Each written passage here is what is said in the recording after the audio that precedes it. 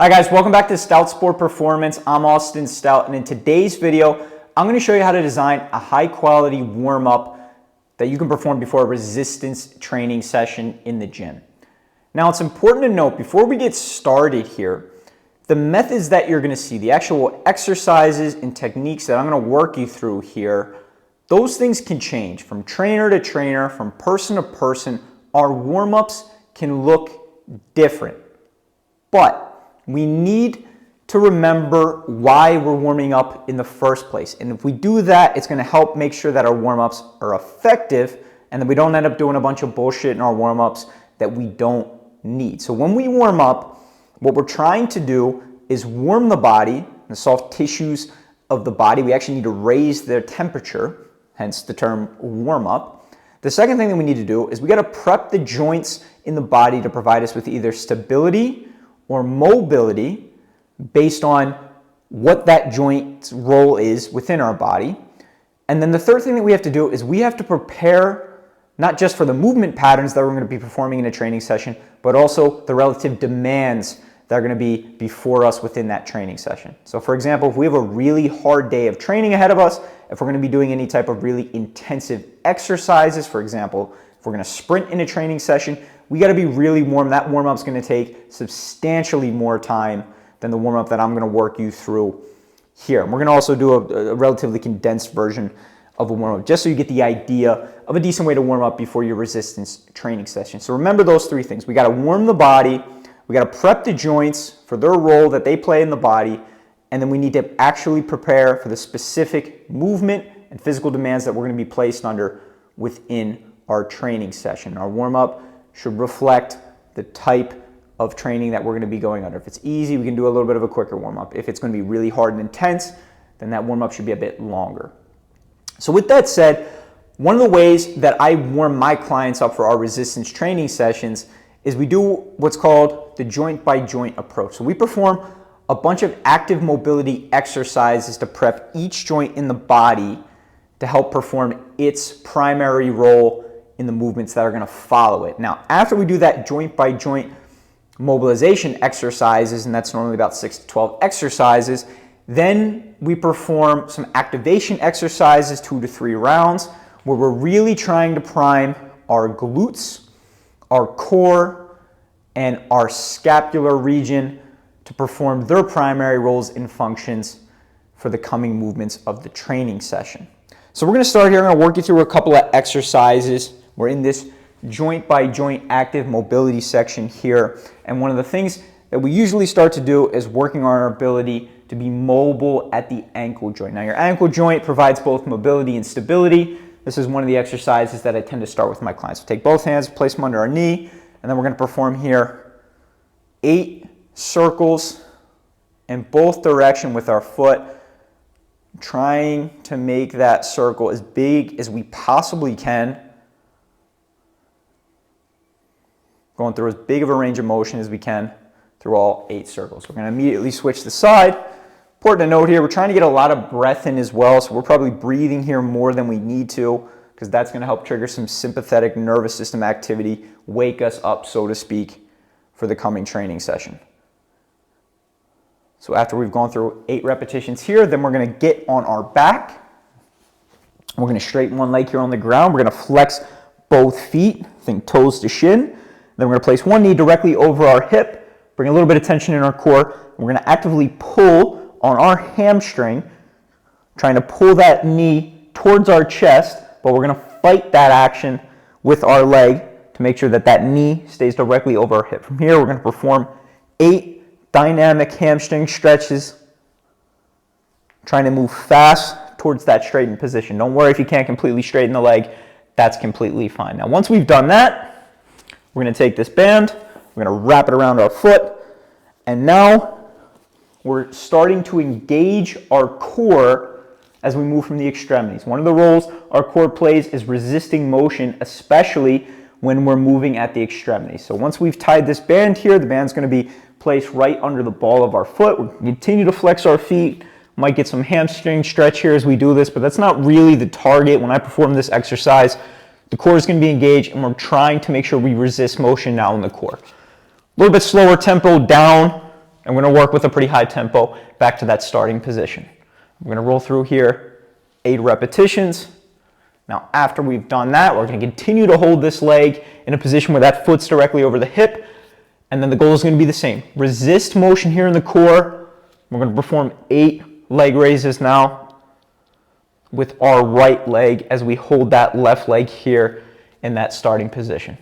Now, we'll just assume we switch. We've done this on both sides. Now, we're starting to work on some other joints of the body. Our shoulders, specifically working on our ability to maintain our T-spine position in overhead positions. We're going to pin our arms to the ground, and we're going to slide our arms as far above our head as we can. The important thing here is that that middle region of our back continues to stay pinned to the ground. Your lower back doesn't have to be pinned to the ground, but what we don't want to see is this big bend to the chest, this big extension here of our back. So after we perform 6 to 8 repetitions here, then we're going to flip onto our side and go through some exercises to work on our T-spine mobility. The important thing here is going to be that we can keep these legs together and pinned to the ground. Keep a little bit of tension here in our core and lumbar region, because when we rotate here, we want to make sure that we're only rotating from that middle section of our back. So we'll roll through 8 repetitions here. See, a lot of people refer to this as a T-spine 90-90 exercise. After we roll through here about 8 repetitions, then we're going to grab a foam roller and we're going to place that here directly under our knee as we straighten that bottom leg. Now that bottom leg, we should be able to draw a line from that back heel through our body to our shoulder, and we're going to try to hold this right knee towards this foam roller. It's going to stay in contact with the foam roller the whole time. We can use that left hand to help pin it down. Same thing. We're going to open up for 8 rotations here. Trying to breathe a little bit of air in as we open up. Breathe out as we come back. Getting air in with every repetition. Again, trying to raise the temperature of our body. After we do that, we're going to grab that bottom leg and we're going to pull that hip into extension. The important part is going to be that that back knee that I'm raising up right now is past the point of our hip. So we're really in hip extension. From here, same thing. Breathe in, open that shoulder up, and back. Breathe in, breathe out. Once we've gone through this on both sides, we're going to go through some more T-spine based activities, working into extension and flexion of our spine. Cat-cow, 10 to 12 repetitions. And then after that, we're going to bring the balls of our feet onto the ground and reach our butt back to our glutes, where we're going to perform some more rotations from this position. About 8 repetitions, reaching between our arm and leg, making sure that our core stays nice and tight throughout that motion.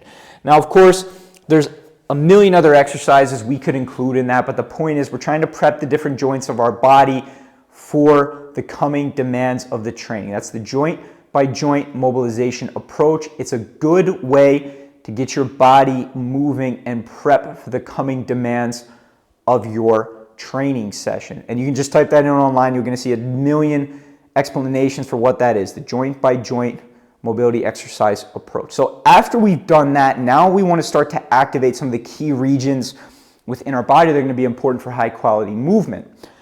The first thing that we're going to try to do is activate our glutes. Now, we want to activate our glutes to help us in hip extension. We want to make sure that our glutes are contributing primarily to our hip extension movements.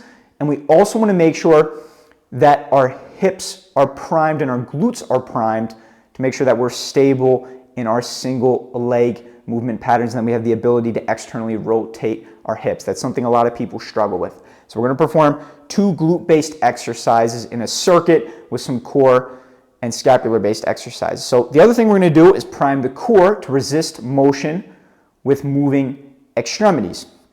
And we're going to go through an exercise with that. And the last one is going to be an exercise to prime our shoulders for good stability by priming our scapular stability throughout the body. So let's start by working on the glutes. We're going to get onto our back. We're going to place that full foot on the ground with the heel close to our butt. Now from this position, the arms are going to raise up above the shoulders. Although if this is uncomfortable for you, just put the arms on the ground. It doesn't matter. It's not super important to the exercise. From here, we're going to squeeze the glute and actively squeeze the glute before you raise the hips. And here we go. We're going to breathe out. 1 second pause at the top. Back down. Breathe out. Back down.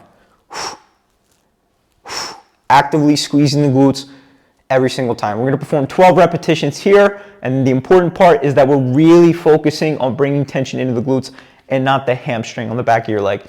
After we've done that, we might go straight here into a priming exercise for our core. So the goal here is going to be to resist motion in the core, no flexion extension in the lower back. Arms again are going to be above the shoulders, feet are flexed, and all we're going to do, breathe a little bit of air into your stomach, and from here, breathe that out fast through your mouth. And we're going to hold for a few seconds with one leg extended, and back, switch aside. Sipping air into the stomach, through the nose. Breathe it fast out. Activate some of those deeper abdominal muscles that we're going to need to keep us stable throughout some of the harder exercises within our training session. Now, once we've done that, I mentioned we want to work on some of these external rotators of our hips. And one of the ways that we can do that is through some mini band based exercise. So we're going to take a mini band here, we're going to throw it above our knees. We might do some versions of train track walking where we have this internal rotation moment at the hip caused by that band trying to pull our hip and leg into internal rotation. We're going to fight that. Always keep the same distance between this band with straight feet at about hip width. We're going to take small and controlled steps forward, backwards, somewhere between 6 to 8 repetitions walking forward and backwards with the band. And then the last thing we're going to do is prime our scapular stability to make sure that our shoulders are working well for us throughout the training session. So we're going to take both hands, we're going to place them directly under the shoulders. We're going to squeeze our glutes here, squeeze our core, get nice and tight. And we're going to think about just dropping our chest towards the ground. You're going to notice that your shoulders, your shoulder blades come together when we do that, and then push back away from that ground, pushing the shoulder blades away from each other. We're going to perform about 12 repetitions here. Try to screw your arms into the ground when you perform this exercise. Keep those arms straight. And remember, we're working here between our shoulder blades. Fall towards the ground, keep the arms straight, push away from the ground. So that's a warm-up. We're going to do the joint-by-joint mobilization exercises, focusing on breathing, warming the body, prepping the joints for their role in movement. And then the second thing we're going to do is activate the prime areas of our body, the major areas of our body that we need functioning well to be able to move with high quality. So thank you guys for watching. Give that a try. Make sure that you share this content, follow, and subscribe for more. See you next time.